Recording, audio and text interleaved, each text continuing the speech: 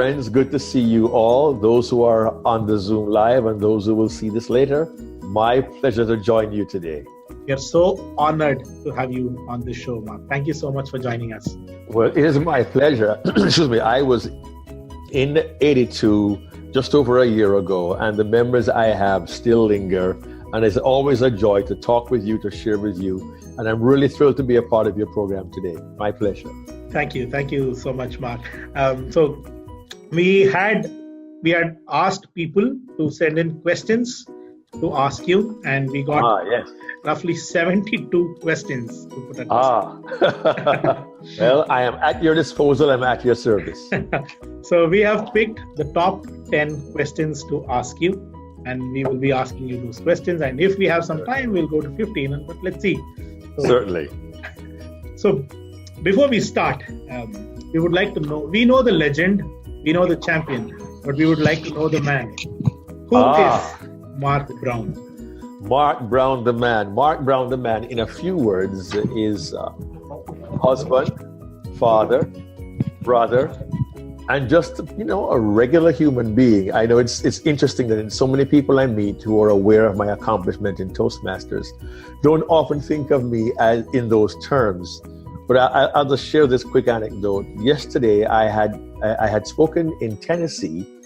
I live in the state of Georgia, which means I drive 5 hours to get from my location to come back home.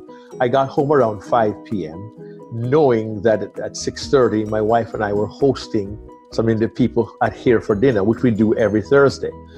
So my wife and I serve our community, and we have a dinner for people at our local church every Thursday.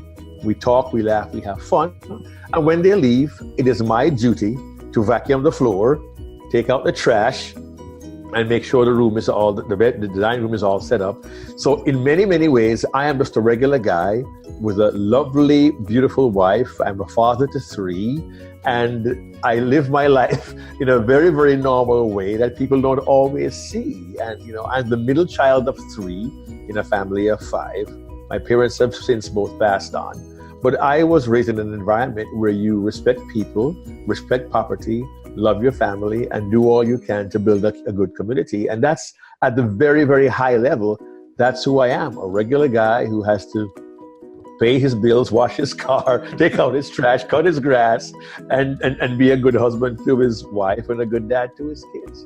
That's really who I am at the very core. Wow.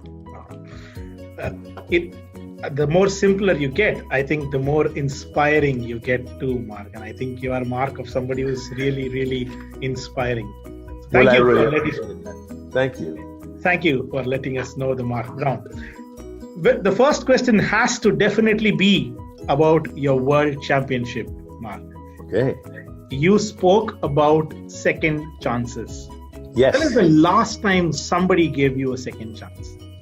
When was the last time somebody gave me a second chance? I think my life is full of second chances, to be really honest with you. And I need to qualify that statement.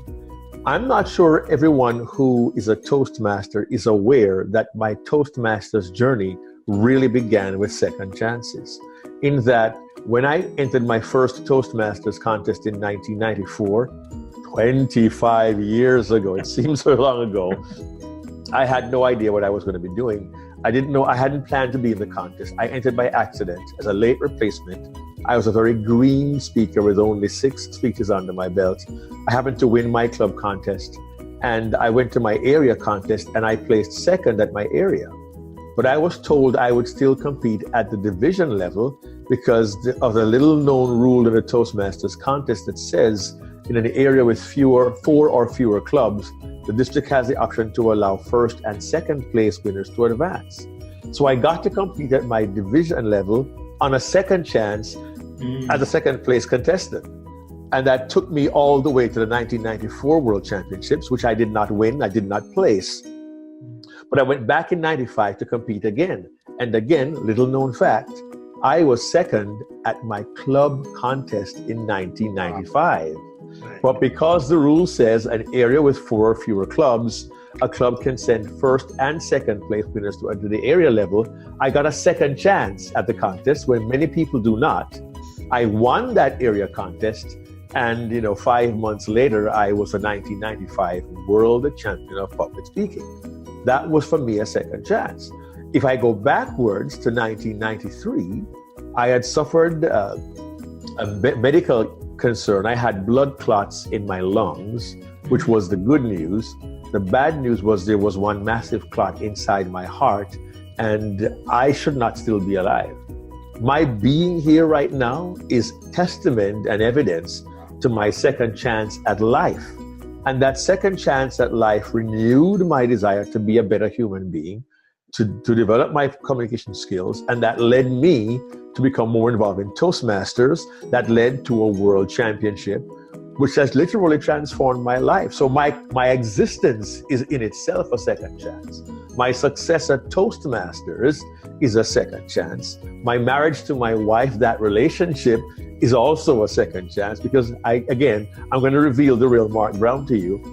My last anecdote, when I met Andrea for the first time, I was 16 years old, and we had begun to build something of a relationship, but I guess I totally messed it up. She was so disillusioned, she literally left the city we lived in and she moved away to get away from me. But she gave me a second chance. And in April, Andrea and I will celebrate 37 years of marriage. So my life is a life lived of second chances. Advance congratulations, Mark. I thank you, sir. And to Andrea as well. Pass on our wishes. 37 years, huh? Yes. That's if I live to see April 17, it'll be 37 years. Yeah. You will. We will remember to wish you too. Mr. K wishes you a very, very, very happy anniversary, Mark. Thank you very much. Next up is a question from Arun, who is on video with us. Arun? Hello, Hi, Arun. Mark. Hi, Hello. Mark. How are you? Very well, thank you, sir. Yeah. And my question to you is, do you remember the very first Toastmasters meeting that you attended? Can you tell a few words about it?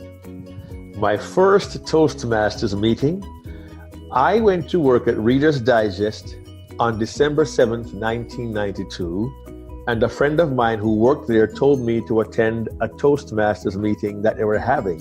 And I had heard about Toastmasters from my uncle, Supreme Court Justice Courtney Orr in Jamaica. He has since passed on, but he was the first Toastmaster in the island. My uncle brought Toastmasters to Jamaica. I was in New York and I heard Toastmasters. My uncle does that, I'll go. And 3 days later, around about the 10th of December, 1993, I went to my first Toastmasters meeting and I was completely overwhelmed. I was thoroughly intimidated, so much so that, again, here's the real Mark Brown. I was a guest at my Toastmasters club for months, and I didn't join for several months. Why? I saw a caliber of speaker from these company employees who were articulate, they were fluent, they were comfortable, they were relaxed, they were conversational, and I had no idea if I could be any of those things. I could talk, but could I be as smooth, as polished, relaxed, as competent as these individuals? And my first feeling was, I think I'll do table topics until I get this thing right. I did not give my icebreaker until April or May of that following year. That's how well I remember that meeting. People like Michael Caine, who was just really, really skilled. There was Venki Venkatraman, an Indian, who was very, very skilled. I mean, Gus Tapia, he was from the Middle East. I mean, I know all these names because I remember that first meeting, how skilled these people were. And I aspired to be like them, never dreaming that years later, there'd be people around the world who would aspire to be like me. Isn't that interesting?